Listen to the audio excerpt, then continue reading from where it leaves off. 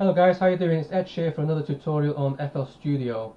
Now I've been practicing a little bit on FL Studio this week to figure out what the interface, how it works, what there is in there. So I just want to explain some of these things to yourself now. The idea is for the next couple of weeks I'm going to talk about FL Studio and create like a dummy song, a little demo song, which won't be very good, but it'll give you guys an introduction of how FL Studio works and how you actually build up a track from scratch.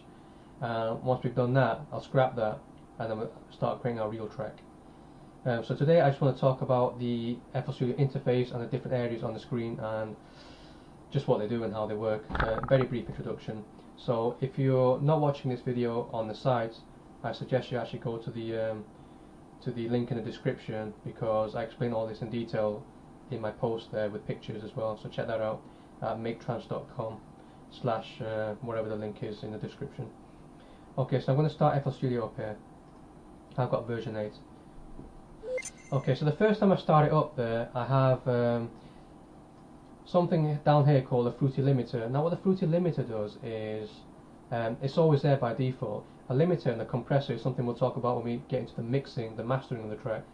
But basically what it's doing is it's stopping you from creating a sound that's, well, if you've got so many instruments playing, stopping you from creating something that's too loud that it just clips. It keeps the sound at a manageable level. So for example, if I play something, I can use my limiter to change my top level amplitude and bring it down. That's all it's doing really. But that's always going to be there at the start, and it's good to have a limiter or a compressor. Okay, so I'm going to close that down for now.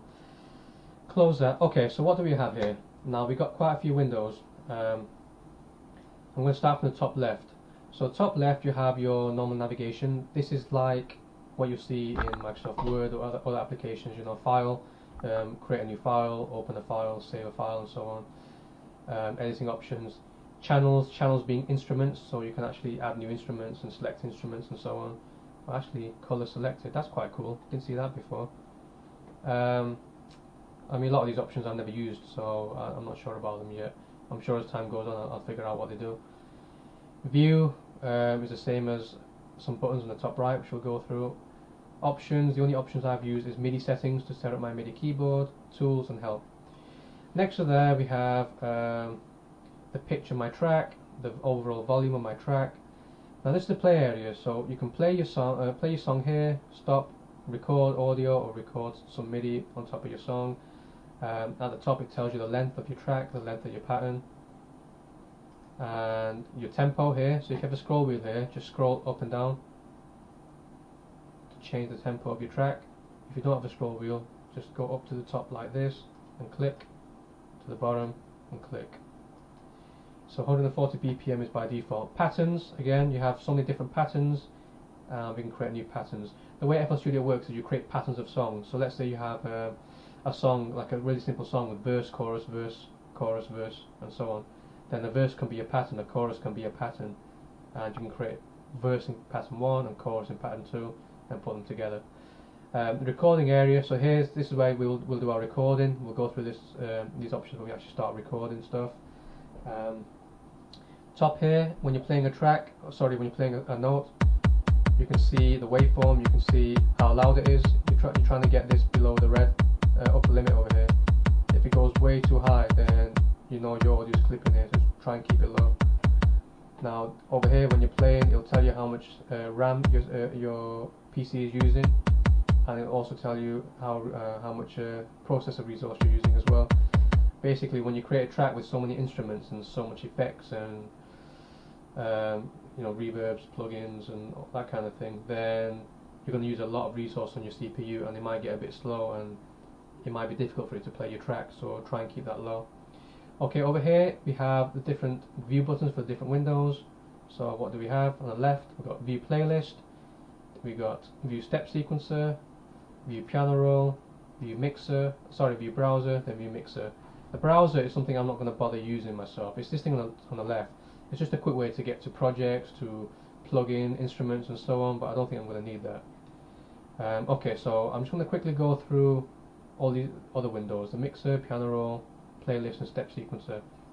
Now the step sequencer is where you would create your patterns. So let's close all these others down for now. So here, by default, you've got a step sequencer with kick, clap, hat and snare, 4 instruments, plugins. Now there's 3 ways of actually creating a sound here. You can either left click on some of these rectangles and press spacebar to play, right click to get rid of one.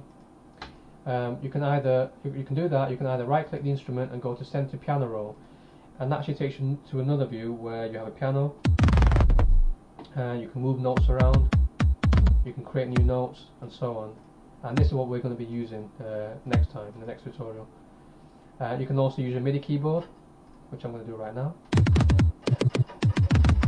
and so there's quite a few different ways of creating notes there. If you want to add a new instrument, what you would do is channel, add one, and you see your instruments here. So if I wanted like the fruit kick, click on it and it's added it there.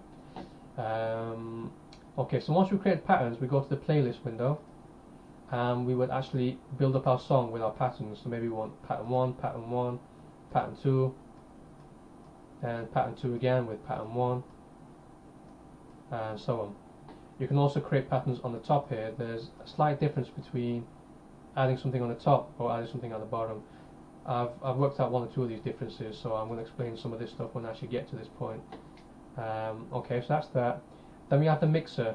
So what happens is when you're creating sounds with these channels, i.e. these instruments, you can actually send some of these outputs into the mixer. In fact, every single output goes to the mixer before you hear it.